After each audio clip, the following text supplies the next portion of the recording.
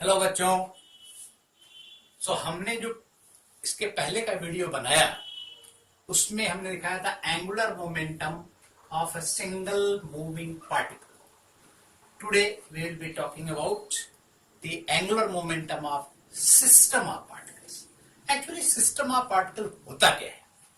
Large number of particles discretely distributed और uniformly distributed and उन पार्टिकल को एक कलेक्टिवली अगर हम कंसीडर करते हैं that is called the system of particles, right?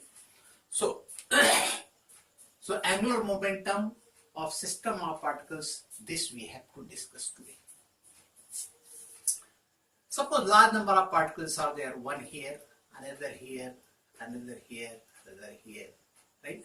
Suppose it is Q1, Q2, Q3, Q4.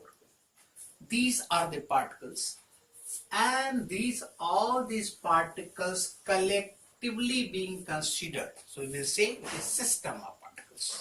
So these particles may be having velocities in different directions, right? There is possibility. And since we are considering this as system of particles and we have to find angular momentum about this point for all these particles and considered as system of particles. And we know, we have already done that single particle का जो angular momentum रहता है उसको हम कैसे denote करते हैं? Small L से. And for these different particles I have shown only 4 particles. If there are n number of particles and they are considered as system of particles, so I will say the angular momentum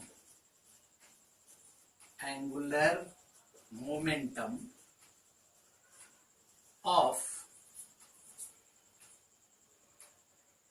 a system of particles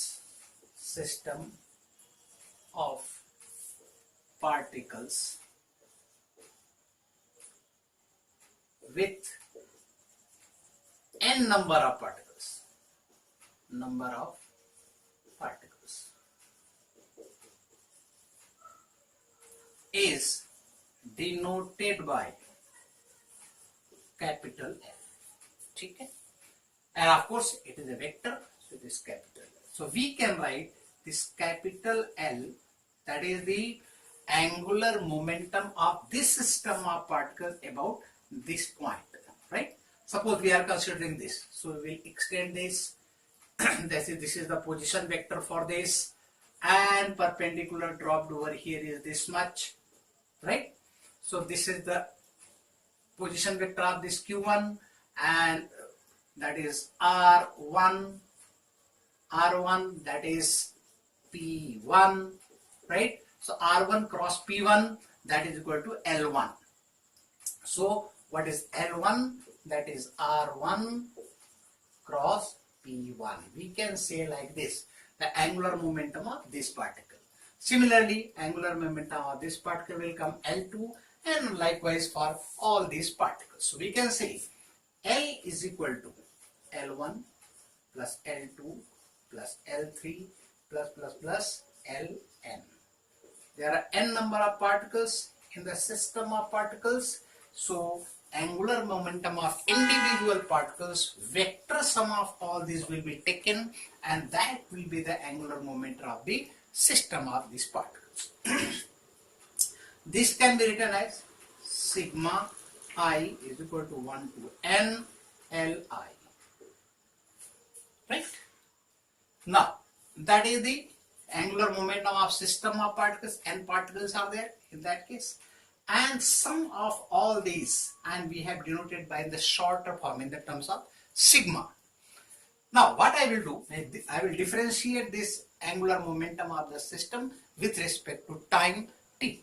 So we can write, therefore, dl upon dt, that is equal to d dt sigma I is equal to 1 to n Li. Right? So you see, individual particles if you are taking, So this can further be written as, see, it can be written like this: sigma n is equal to 1 to I is equal to 1 to n. I is equal to 1 to n d dt Li. And what is this? We have already done. This is tau. That is torque on ith particle, right? Derivative of angular momentum is equal to torque at that particle. So this can be written as sigma I is equal to 1 to n tau I. Means I am talking about ith particle. Sum of n is equal to I is equal to 1 to n. So all these torques will be added and we will be getting the angular momentum, rate of change of angular momentum of the system of particles. Now, this tau, we can write, therefore, dl upon dt is equal to, this can be written as sigma I is equal to 1 to n, and that is Ri cross Fi. What is tau? Tau is R cross F. So we can write like this. On ith particle, this is the force, and ith particle position vector. So we can write like this. So here, this ith particle have got two types of forces, because since it is system of particles, so individual particles, if you are considering between two particles, some gravitational force of attraction will also be there, and these forces are called internal forces. And from outside, external force will be applied on the system of particles. So two types of forces will be acting on this system of particles. First one, so we can write Fi external force. I will write ext on this particle, ith particle. External force is acting. This is external force. I will write like this: external force. And similarly, Fi internal force will also act. Internal force. Right? Did you get it? Because this force on any particles, for ith particle I will consider the first particle. On this, external force will be acting, as well as force by this will also act, gravitational force. Force by this will also act, gravitational force. So internal forces will also act and the external force. So both I have considered over there. So therefore we can write dl upon dt is equal to sigma I is equal to 1 to n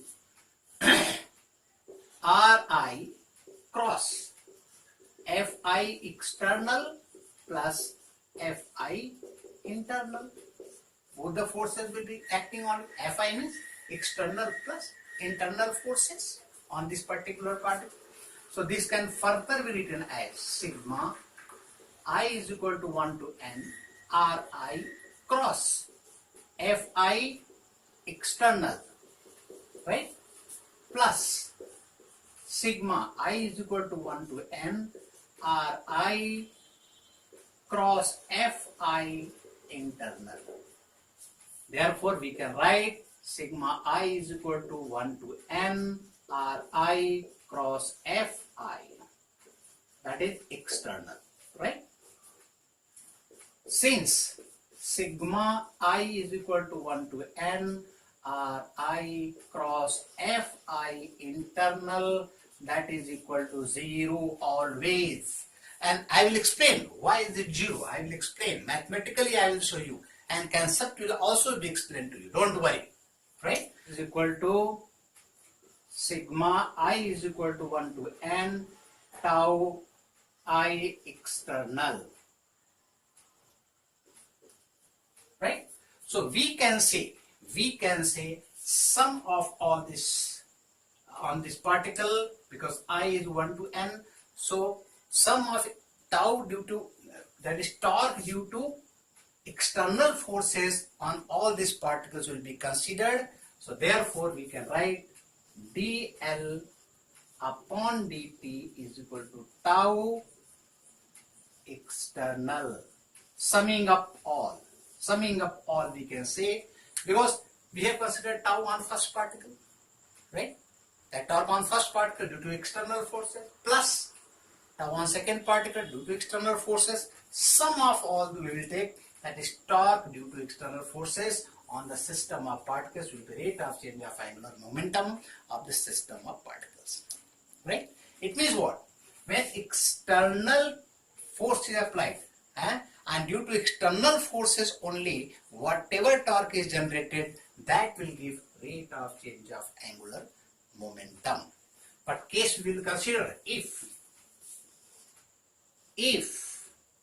tau external is equal to 0, therefore dl upon dt will be equal to 0, and this implies L is equal to a constant. Very important conclusion. If external torque acting on the system is 0, then angular moment of the system of particles remains constant. So this is the pertaining to system of particles, how angular momentum is being considered and how do we find the rate of change of angular momentum. This I have derived. All the best. Take care of you.